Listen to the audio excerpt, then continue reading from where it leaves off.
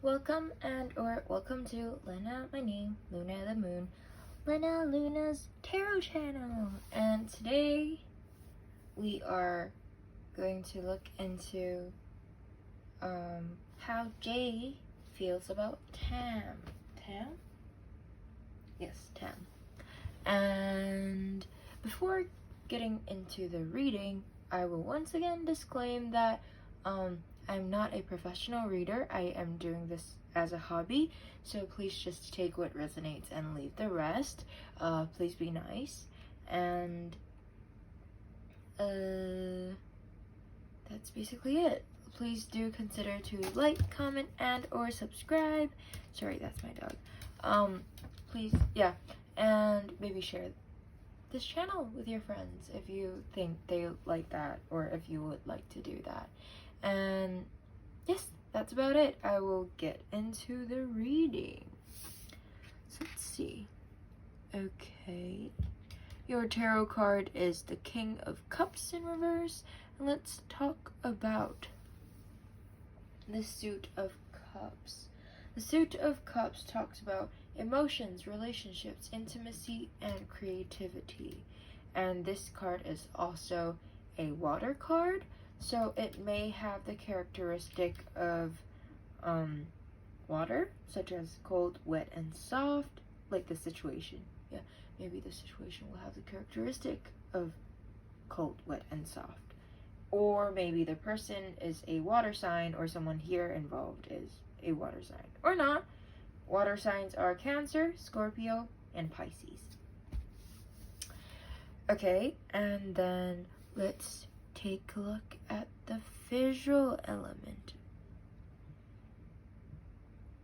Okay,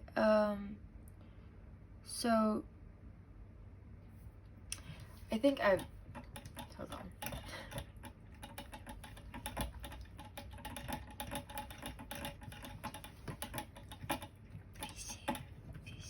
I'm sorry.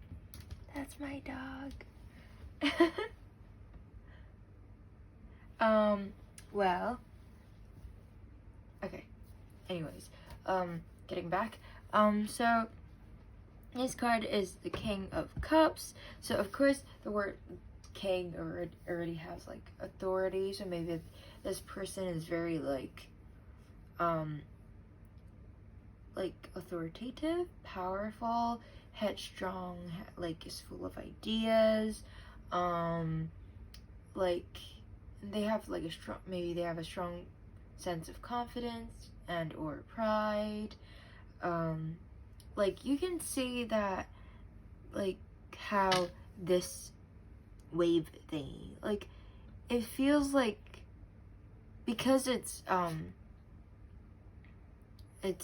reversed, so it looks like this person is just like, because okay, supposedly like if you were to flip yourself and be like that and on top of water, you will fall, right? But it feels like he's like just like hanging himself there, like with his power, like, and just like the water's even evading him and things like that.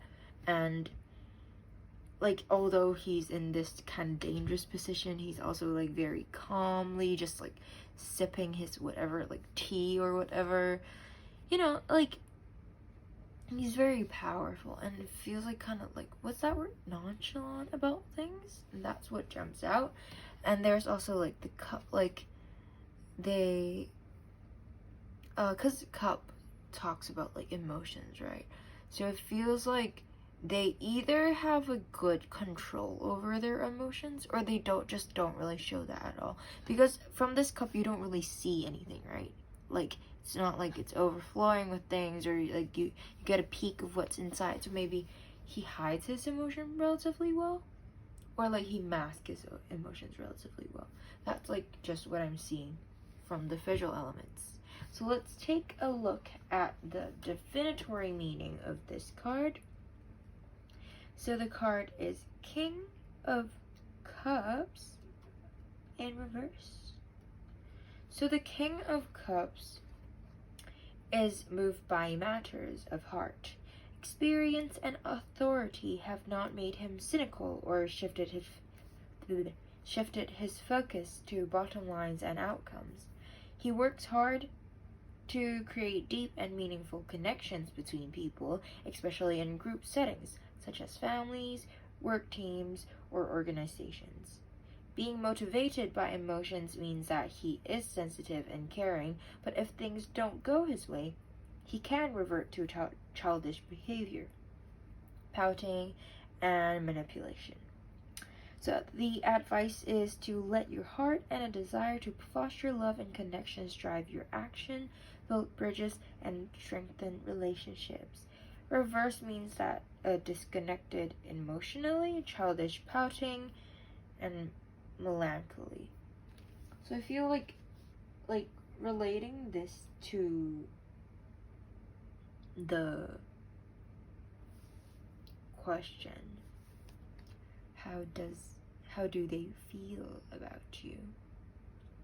I think it's like they have like the answer is not that clear here, so you might want to take it with your own like ruler. But to me it feels like it's possible that they are generally someone that is like they can get along with people well in general, and as this says, like if things doesn't go his way, he can revert to childish behavior, pouting, and manipulation. And this person is possibly disconnected emotionally and things like that. So I just feel like it's possible, like it should be your best bet to try and look into things better, but this person may not be the person they show, they might not be the persona that they are portraying themselves to be. They might, yeah, as I said here, like this person does hide his emotion quite well, or like mask his emotions quite well. So like it's better to analyze things better. So far I will have to say that it's possible, but I'm not really feeling it. And let's take a look at your oracle card. I swear these two cards are all I'm getting. I swear, like for 3 days in a row, I've been getting Surrender to the Divine and the You're Good Enough. And I shuffled my cards well, I tell you. Oh my goodness. But yeah, okay. The divinatory meaning of Surrender to the Divine. So once again, I will talk about this, just like how I told other people about this full moon card, is that well, honestly I don't think it's as applicable. So I'll just, about this situation, I will just say, like, if you truly want this relationship to be a thing, for him to feel for you and things like that. Sorry, I assumed his gender, but because I was thinking about this person. But if you truly want that person to feel for you and things like that, you truly want this relationship to manifest, then you can surrender to the divine. And of course, like, you can do your like physical things, like actually taking actions, but also because this card is here, so like while balancing your mundane actions with the spirit, you should also like do those spiritual things, like grateful journals, and like just, yeah, being appreciative to things, like just yeah, the thing that really jumps out the most is like manifesting things by writing things down, you know. And okay, the meaning of this card. The fairy word climax brings all sort of ideas and images to mind. Agreed? But it really is the feeling of this card. Life is coming to a head, a point, a conclusion, or a turning point. There may be some kind of change and possibly even some sort of emotional explosion. Tune into your emotions now and see what they're telling you.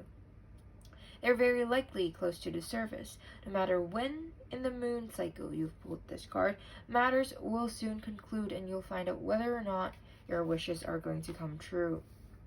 The odds are in your favor as this is a positive card, but you may need to work harder than usual to keep cool as events unfold.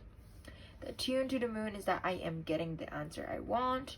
Additional meaning for this card is a wish you made may be about to come true. It's make or break time. There could be a sense of madness in the air. Breathe deep and stay calm. You may need to forgive someone to release negative energy, and it's time to let go of the past and move on.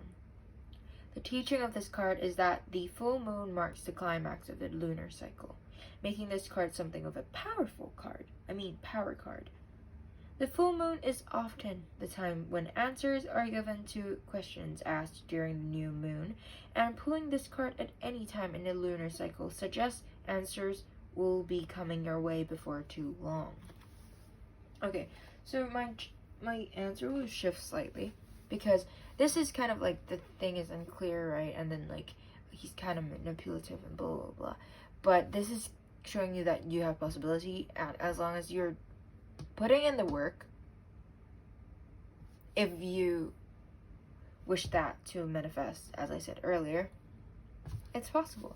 So yeah, but as I said earlier, do try and look deeper into this person, analyze things and things like that, because this person is, as I said, it's possible that they may be manipulative and have strong sense of pride, confidence, ego.